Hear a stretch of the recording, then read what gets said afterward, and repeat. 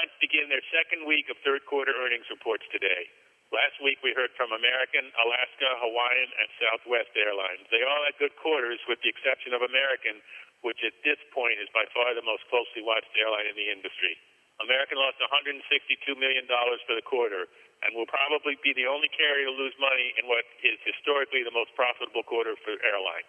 It's worth noting that American spent $653 million more for fuel in the third quarter than it would have spent at last year's fuel cost.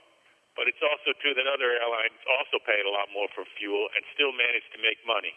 We all know that American is in a race to solve its problems before its $4.3 billion in cash runs out.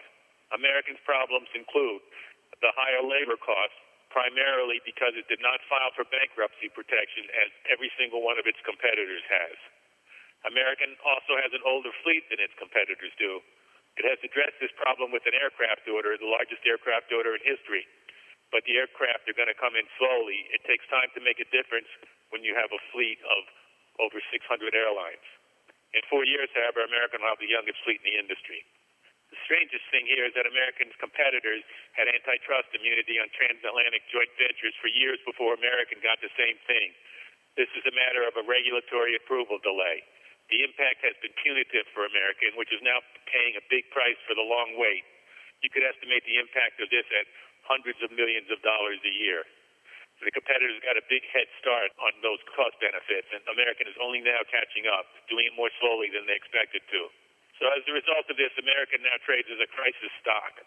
One day this month, it was down 33% on bankruptcy fears, which were basically ludicrous in the short term.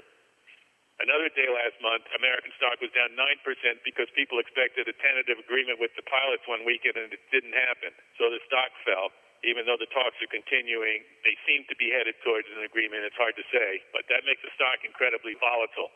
While all this was going on in American, other companies like Alaska were having good quarters. Alaska's share price is up about 15% this year.